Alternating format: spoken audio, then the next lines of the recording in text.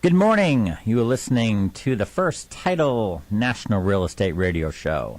I am your host, Doug Dennison, and we are broadcasting from beautiful St. Augustine, Florida, the nation's oldest city, at WFOY 1240 AM studios. Through the power of the internet, this program is being streamed worldwide on 1240news.com. The show will also be archived on FirstTitleServices.com, as First Title and Escrow, Inc. are the sponsors of this program. They are a leading national title agency, and pleased to be working with them. Additionally, this show will be posted on YouTube.com.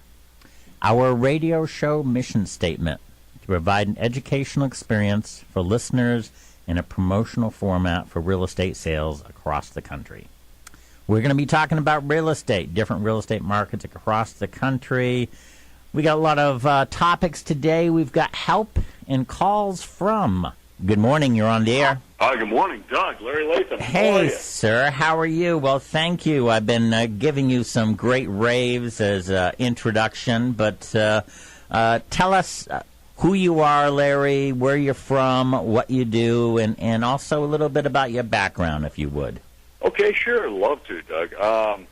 Anyway, good morning. Good morning. And just wanted to say love the radio show, so thank you. Listen to it a lot. Thank you. Hey, a little bit of background.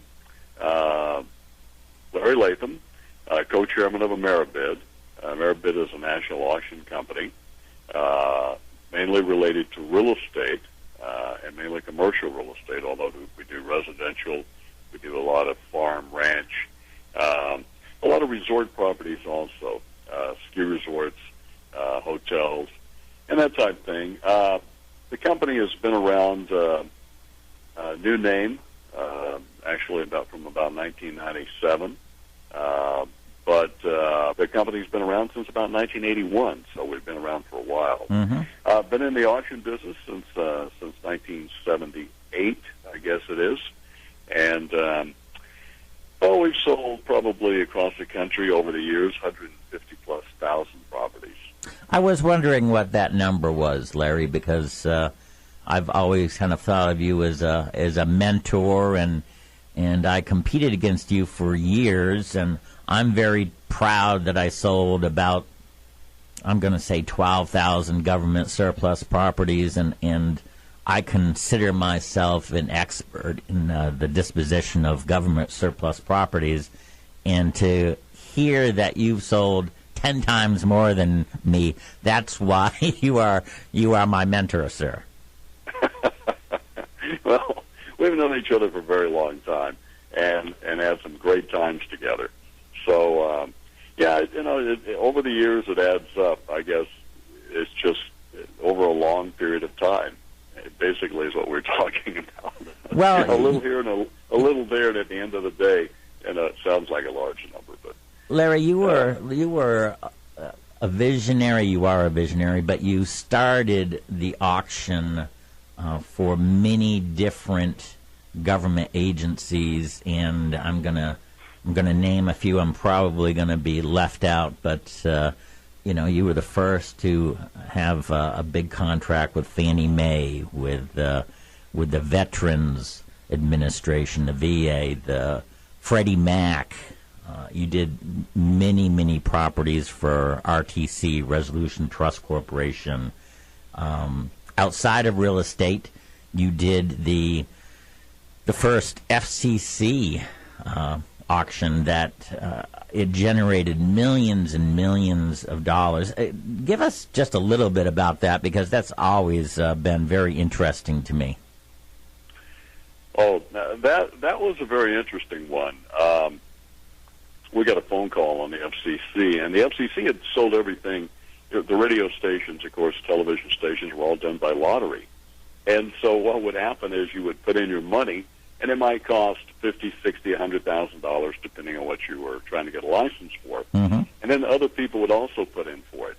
And they would simply then draw your name basically out of a hat if you qualified. They put all the qualified people that, say, wanted a radio station in St. Augustine, Florida, or, in Huntsville, Alabama, wherever it might be. Mm-hmm. And then when the frequency was available, they would take all the applications, qualify the people, put them all in a hat, draw one out. Basically, that's how it was done. It was a lottery system. And so, therefore, if you won the lottery, then you got the frequencies. You could build your radio and television station or whatever it was.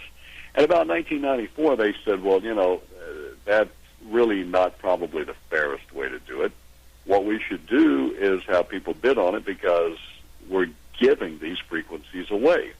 And the FCC really wasn't getting a lot of money out of that compared to what it was. It might cost $100,000 to get a TV license. It might take $30,000 to put in to get a radio license.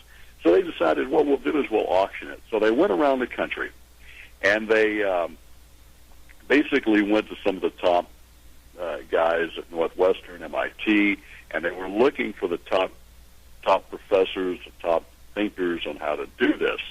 And they were looking at folks who could give some input into the strategy. In other words, folks who were in the gaming type business, folks that were in the statistical type business. They put together a group of guys and of about 18 people, basically, and said, okay, how do we do it, come up with a great idea, and let's see if there's a better way to do it than lottery.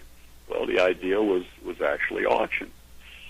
And Nash was one of the guys, I think out of Princeton, and they made a movie about Nash called The Beautiful Mind. Well, Nash came up with he came up with a paper, and this paper was, I have the paper around my office here somewhere even today, because I look at it once in a while. I can't understand any of it, but apparently it was a brilliant paper. He won a Nobel Prize on it, but it simply didn't work. I mean, he had students, graduate students, were using jelly beans to bid on what ended up being billions of dollars worth of broadcast frequencies, which was the frequencies for the cell phones that we all talk on today. They were all sold at auction. And the IVDS system was sold at auction, too, which was a little different system. But the system for the cell phones came up for auction. And the FCC had no idea what they were worth. None. Had no idea what the IVDS auction was. So we went in and created a system for them to be able to sell that. One of the things that did come out of all these folks was that a simultaneous bidding system would probably work better than a sequential bidding system. And what I mean by that, the IVDS was the only called auction. I call that auction the IVDS.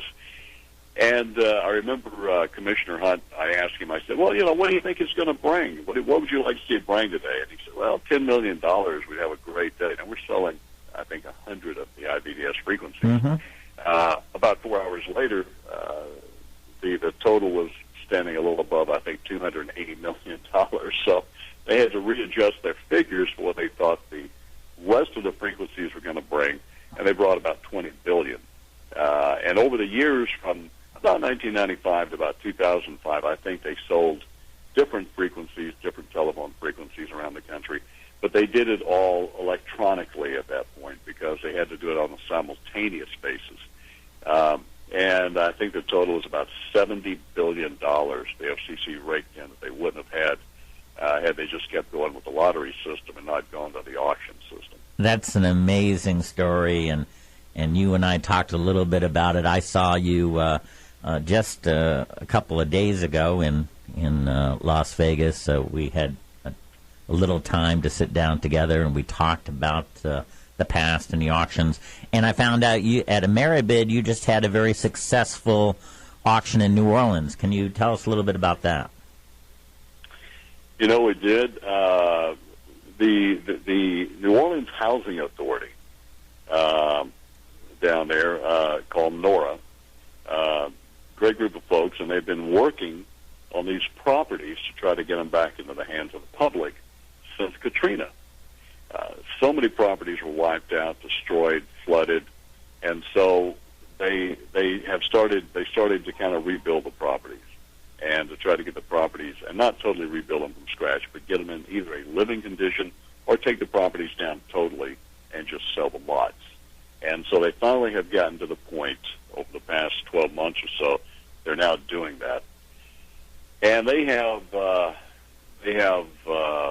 thousands of properties that were destroyed, partially destroyed in Katrina, which now they're able to start to the process of getting rid of these properties and getting these properties out of the hands of the so-called government type entities that have been ended up owning these properties back into the hands of the public, back to the hands of people that can go down, rebuild the properties, or build from scratch in some cases if the whole building had to be taken down, and rehabilitate some of the ones that weren't taken down. And that process started about a year ago. So we went in to try to make that as level a playing field as possible, offer that up to the public, and we're at the convention center, and we had close to 1,000 people show up, and we had about 130, I think, some odd properties, and within just a few hours, we'd sell those properties. Every one of them sold. I think most all of them have closed at this point, and they're looking for some other properties to put up. So yeah, it was a great day for the people down in New Orleans, being able to get these properties back, because some of these neighborhoods, some of the properties were rebuilt. Sure. I mean, you've got areas where they were really devastated. Yep. And so now then they're going to rebuild these areas because now these properties are back into the hands of the private sector. So it's really great for the neighborhoods, several of the neighborhoods in New Orleans and surrounding areas. Well, let's fast forward. Vegas. Vegas seems like it is doing very well. You live in Las Vegas. Can you tell us a little bit about what's happening? Of course, the ups and downs, and we who have been in the auction business in the past have seen that. But Las Vegas was hit very hard. How's it doing now? Las Vegas, I think, probably overall was one of the hardest hit areas in the country during the recession here, and part of that had to do with just the mediocre or the meteoric. What do we call it? With the meteorites, or whatever it is, rising above. Yes. Yeah, because for years and years, I mean, there seemed like there was just no cap. Prices kept going up and up and up, and people were moving in. And at one point, I think there was 8,000 people a month moving into Las Vegas. Well, as everything in about 2008, that all changed almost overnight. Right. And so Las Vegas was probably the worst hit as far as foreclosures, and still has not totally regained it. There's not a lot of properties for sale right now in Las Vegas. There's still a lot of properties in the foreclosure rolls in Las Vegas in one form or another, one in the process. But in reality, what we see here now is people coming in from all over the country, all over the world, buying up a lot of these properties because the price got so low. I mean, some of the properties, even on the Strip, the condos and all were, 30 cents on the dollar, what they were back 2004, 2005, 2006.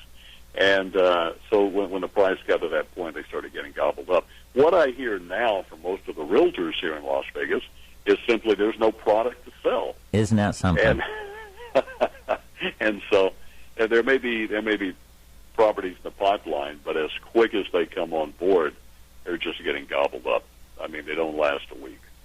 Well, that's a wonderful story, and again, things go up, things go down, and the places that normally get hit the most are probably Florida, California, Las Vegas.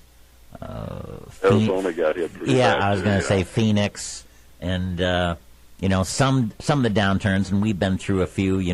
Texas has been hit bad, and New England's been hit bad, but that hasn't happened that much this time around. So I am thrilled for Las Vegas. It's kind of like I'm going to have somebody on from Detroit, in the next segment of our show, and he's going to have pretty much the same story, I think, just down in the pits and then rising and rising. So it's a wonderful thing. I want to talk about the NAA, the National Auctioneers Association. You are a Hall of Fame member, elected recently. There's an upcoming conference, and your company, Ameribid, is going to be one of the main sponsors. We've only got a couple more minutes, but why do you believe so strongly in the NAA? Well, I've been a member of the NAA since probably 1980, 1981. Mm-hmm. It's done so much for the auction profession because their code of ethics really is what I think almost every auction company in the country follows, and it's a very strict code of ethics. The people that I have met and know, and friends that I have had for over 30 years, I love the convention because I get to go to the convention and see them every year. Sure. And we all get busy during the year, so we don't have time to talk a lot sometimes. Yep. But it's just great to see these friends you've had for 30 years and be able to talk about old times. So I like to remember these days. It's a great these guys. It's a great organization, and I'm thrilled to be still a member of it, just like you are. And I'm not a Hall of Fame member like you, sir, but man, it's an amazing organization, and congrats again for being elected to the Hall of Fame. Tell us how people can get to Ameribid, because I know there's more auctions coming up. How do they get to Ameribid to find out about these properties? You know, the best thing, Doug, really is you go online, you go to Ameribid.com, and really all the information that you'd ever want to know about Ameribid is on that site, Ameribid.com. Ameribid, Ameribid.com. And I could give you the phone numbers and all, but sure. The phone numbers are all on there. Okay, and all the other information's on there. Okay. And we'd love to have you visit the website whenever you have time. Perfect. Hey, Larry, thanks so much for being on the show. You are the first guest of the First Title National Real Estate Radio Show. I specifically wanted you. You have been a past supporter, and I'm hoping we're going to do business in the near future, sir. Well, Doug, I'm honored. Thank you very, very much. Always a pleasure to talk to you. And it's great when I get, we're in the same area and I get a chance to, have lunch, dinner, and have a chance to sit eyeball to eyeball and reminisce about some of the things that we've done over the past years together, which is always been Thanks, Larry. I got to go. Take care now. Bye-bye. Yeah. Have a great day. Bye-bye. Thanks. All right. That was Larry Latham. I kind of cut him up short. We've got ads that are coming on, and I appreciate his call. And, again, that was Larry Latham. He is the co-chairman, partner, founder of Ameribid from Las Vegas, Nevada. Just very thrilled to have him on as the first call-in guest of the program. Again, you're listening to First Title National Real Estate Radio. We are broadcast every Friday live from beautiful St. Augustine, Florida, the nation's oldest city, at WFOY 1240 AM studios. Larry is a good friend. Jess was with him because I was in Las Vegas, and at the ICSC conference, which is a shopping center conference, there were 45,000 people there. It was an intense conference. It was located at the Las Vegas Convention Center, and it was extremely big place. And so lots of walking, lots of talking. I just got back yesterday, so I'm still a little tired from the format and meeting so many good people. And now we are jumping into the first show of the First Title National Real Estate Radio Show. FirstTitleServices.com. They are a leading national title agency, and we're going to hear from the president a little bit later. But Great company. I'm thrilled to be a part of it. Steve Papermaster is the president and CEO. Pam Gibbons is his partner. They've been together for many years, and just an amazing crew. I was up there in the Washington, D.C. area just about a week and a half ago. Got to meet all the people up there, and then went down to Washington, D.C. to talk to people in the congressional offices to find out what's happening with the bills.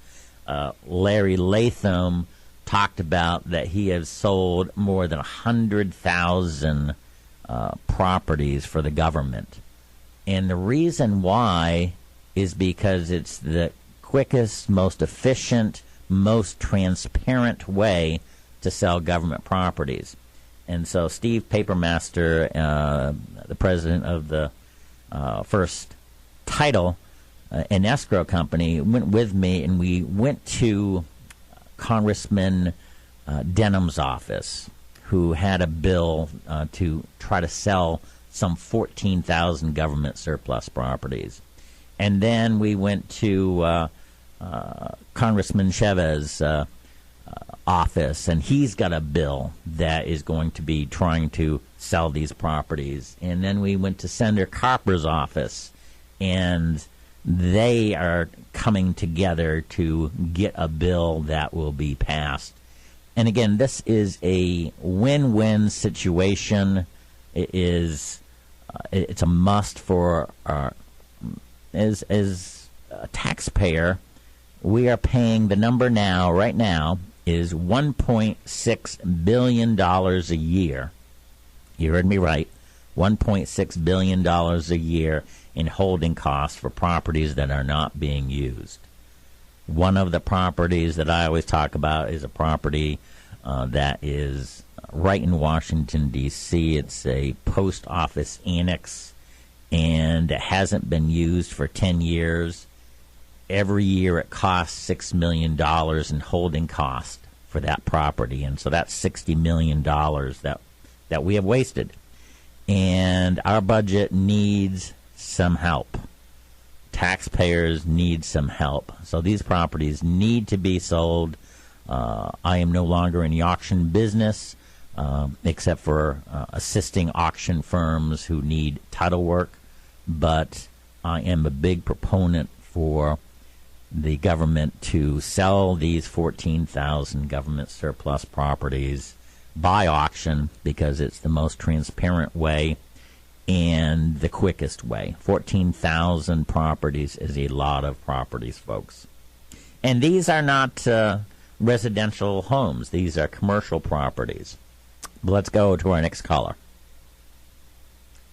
Good morning. You're on the air. Hi, Doug. Bob Pliska, Sperry Vanessa. Bob, well, great to have you on the show, sir. Tell us a little bit about yourself, where you're from, and what do you do? Yeah, my name is Bob Pliska, P-L-I-S-K-A, from Sperry Vanessa here in my office here is in Detroit. We do buy, sell, lease, finance, auction commercial real estate properties. And we have, I have 175 affiliates across the country, all under the Sperry Vanessa umbrella. Very nice. And Sperry Van Ness, do they have people across the country? Yes. Again, we have 175 locations. Okay. Again, the plus with Sperry Van Ness is versus some of the other national firms is we not only have offices in the major cities like Chicago and Dallas and L.A. and so forth, but we also have many small secondary, tertiary markets. Some of our biggest offices, or our biggest producers, are coming from our smaller offices, like places like Salisbury, Maryland, and Fort Wayne, Indiana, and Fort Collins, Colorado, that many of the larger firms don't have. So we can pretty much cover the country because of our spread throughout the country. Nice. Well, you and I have been friends for a long time. I was just on my rant about selling the 14,000 government surplus properties and how it is important to sell them for the American taxpayer. And, of course, you've been a big proponent for that also, and probably because the fact that many years ago you and I worked together. Tell the story for our listeners, if you would. Yeah, fortunately, back several years ago, I was at the ICSC convention, which was just held in Las Vegas. Yes. Met an individual named Louis Fisher, who you and I are mutual friends with. Absolutely. With Sperry Van Ness.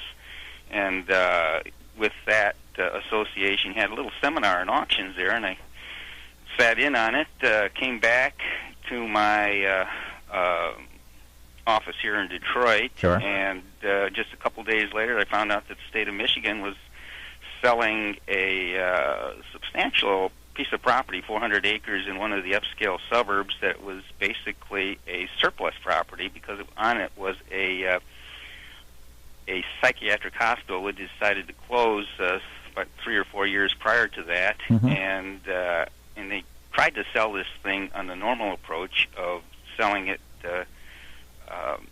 putting up for sale and then going through the process of trying to find a buyer, et cetera. And then they decided to do an auction because they were unsuccessful in selling it 4 times previously under the previous approach. So with that auction, we were able to sell a $31.5 million property via the auction process.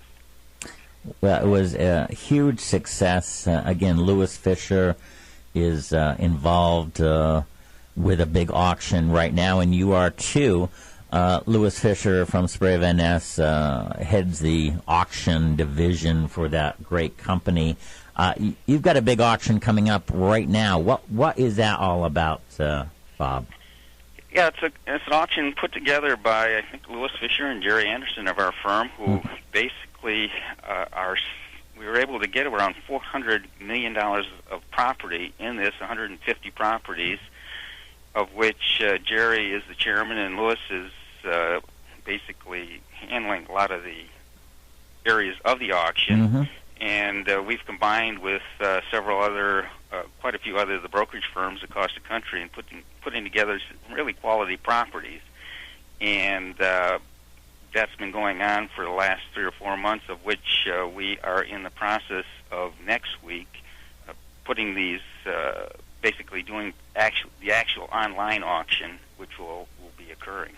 Final bids are coming in next week. Final bids will be coming in, nice. And if you want to go to that particular site, it's Auction Point. It's auctionpoint.com, and you'll see some really quality, $400 million of properties, 150 properties, pretty much all across the country, and several that are international properties like Costa Rica and so forth. All commercial properties, correct? All commercial properties. Well, I think they're pretty much all commercial. I would say there may be some small little residential in there, but it's primarily all commercial. Okay. And all throughout the country, these properties? They're all throughout the country, right. Nice. Well, big, $400 million worth of properties. I was at the ICSC conference, stopped in at the Sperry Van Ness booth, and Bo was there, and he talked about the auction, and I went on the website, and you guys are doing fantastic. It should be a huge success, and so wonderful. Kudos to you. Tell us about Detroit. Detroit has had some tough times, but are things looking up? Yes, Detroit went through a very, very difficult time, as you know, in 2008 and 2009, where the auto industries were doing extremely poorly, and as a result, two of the big three filed bankruptcy, and Ford was probably the one that did not. But still, the huge issue was the auto industry was in a very dire straits in 2008 and 2009, and from that, it's been absolutely a complete turnaround. In a sense, a lot of activity, selling cars. Almost daily you can look in any of the papers, not only here in Detroit but across the country, on how well the auto industry is doing.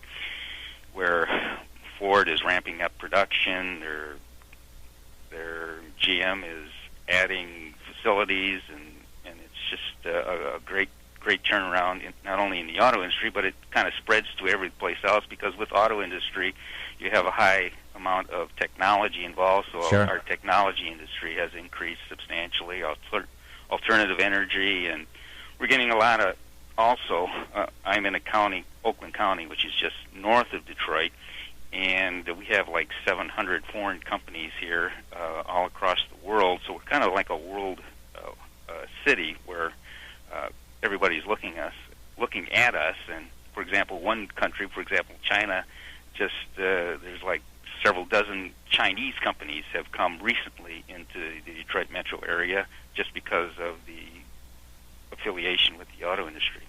Wow, very, very nice. And so when there's jobs, that means that residential is going to go up too, and again, if there is jobs and new companies coming in, that spurs on more commercial, which is right down your pipeline. Tell us about what you've been doing recently. Anything that we should know about? Well, again, a lot of the things that I've been doing is just because of the turnaround of the Detroit area. There's a lot of activity going on. For example, I just took over the leasing of a 700,000 square foot facility, and from that I can see from the type of tenants that I'm taking to that facility is, it's the 40,000, 50,000 square foot type tenants, which are coming from not only locations here in Detroit, but across the country and in the world. So you can see the activity that's coming in. The plus that we have here is we do have, because of the recession and the building that has occurred in prior years, we do have a lot of that space that's available for substantially reduced rates.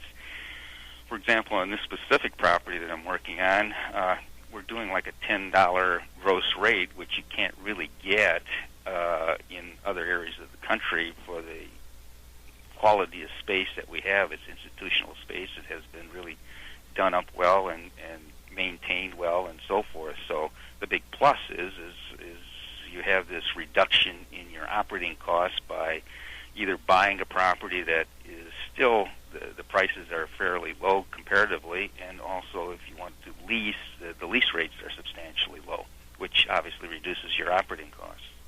Well, very, very good.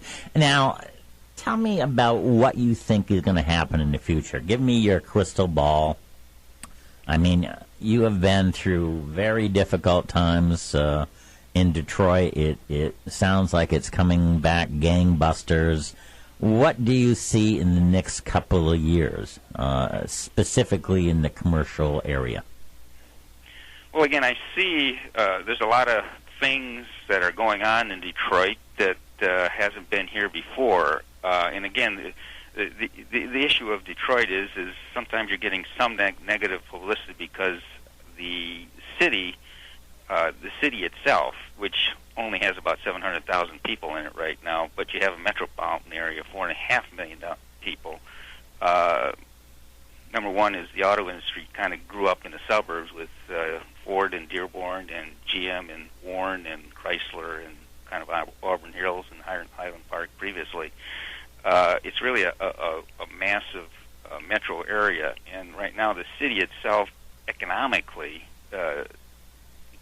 with the city finances is having some issues, and they're trying to resolve that right now. But on the other hand, the whole metro area is doing extremely well because of the big turnaround of the auto industry.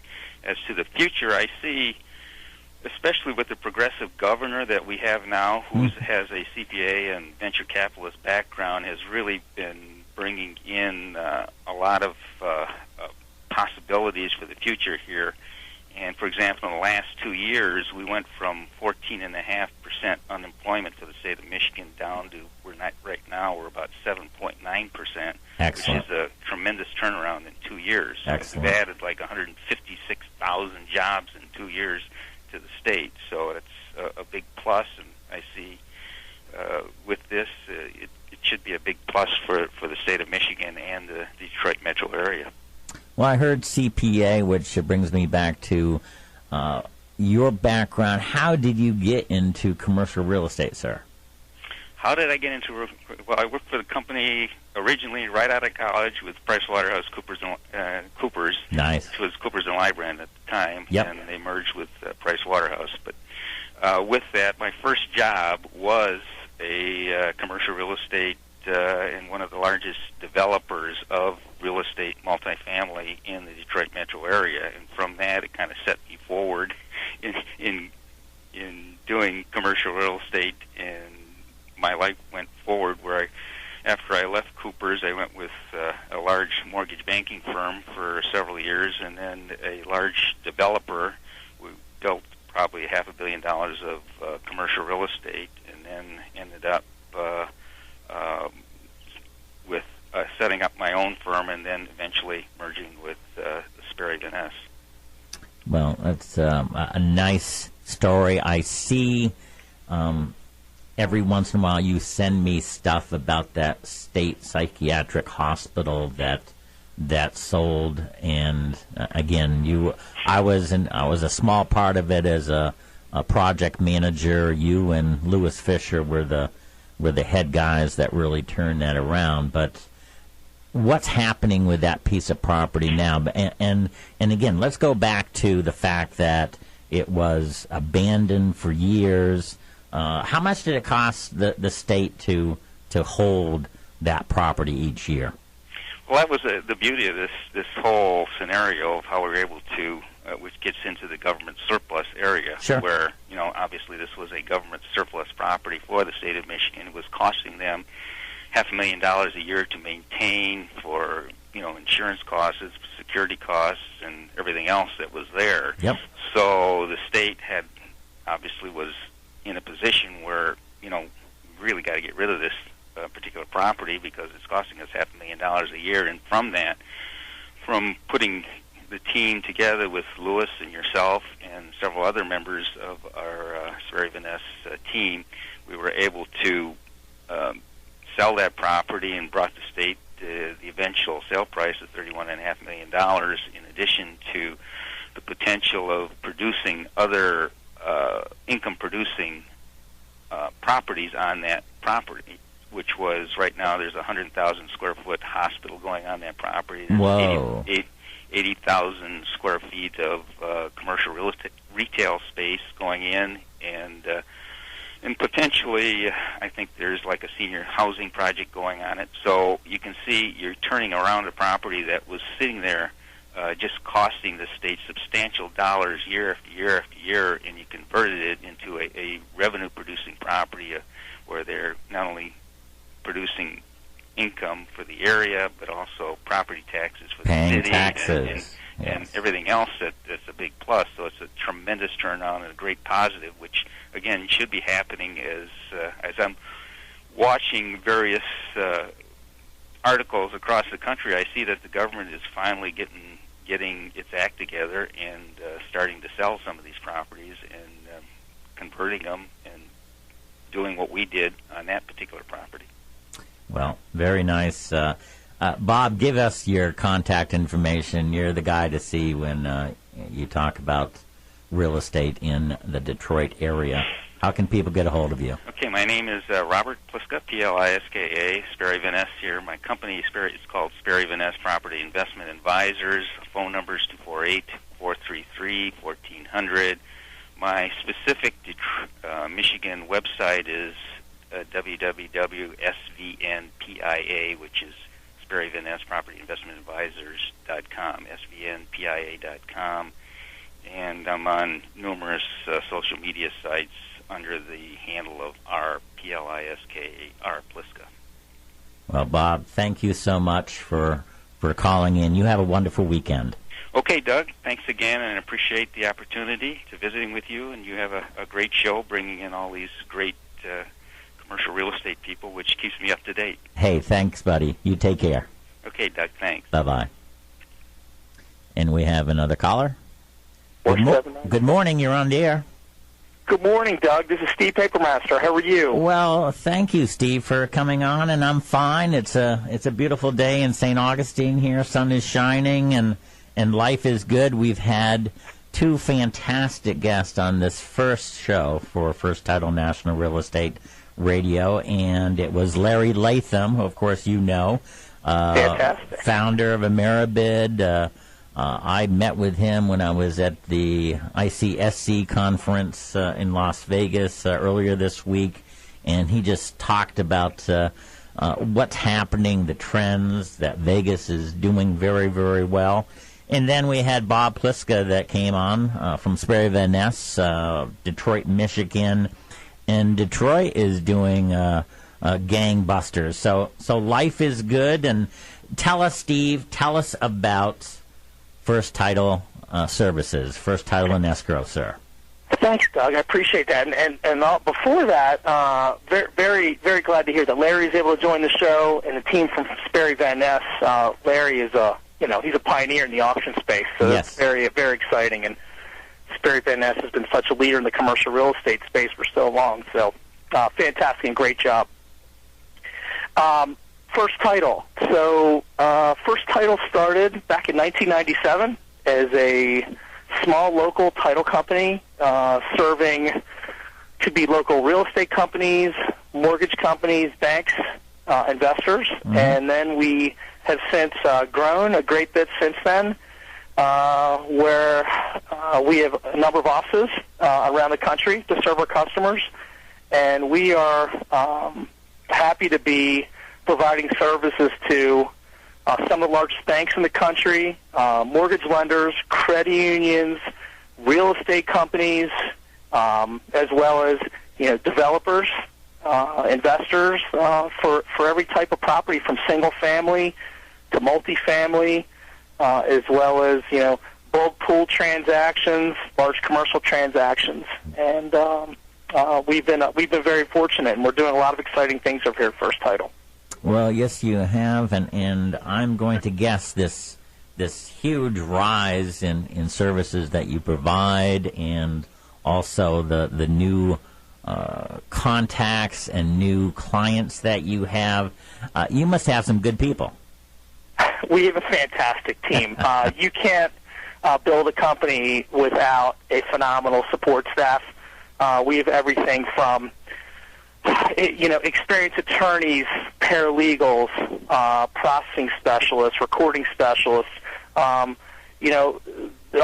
what we do requires knowledge, and not just a local area, but on a multi-state area. So we've built phenomenal technology to track all the constant changes, from everything from jurisdictional requirement issues all the way to something as simple as closing cost information, from transfer taxes and recording fees and document stamps and everything that reflects or affects the cost of the transaction. We have to have that knowledge to really service our clients as well as we do today. Well, again, it all comes down to people, and you've got a great staff. Of course, Pam Gibbons, she has been a friend for a long time, along with you. We met, I'm going to say 5, 6, 7 years ago, and you've always been a leader in this title company space. So I'm thrilled to be working with you and doing this radio show. We also, you have just hired a new marketing director and a social media director. Is that correct? That is correct. We have been very involved in the social media space for the last year to really let our customers know, from other than just getting a normal email newsletter from us, but on a daily basis. Let our customers know, and people that are interested in First Title know what we're doing. Right. We're very active where we are. Our customers can see our blog posts weekly. They can see our Twitter feeds, our Facebook updates on a regular basis. We also have a new Google Communities page up for First Title called the First Title Real Estate Community. Nice. So we want to continue to let people know about First Title, but really more importantly, educate them on trends and opportunities in the marketplace, as time is moving fast for our business, and there's a lot of new and exciting opportunities around. It's going to be a a great time with you, and looking forward to it. We've got a lot of guests coming up in the near future for this show.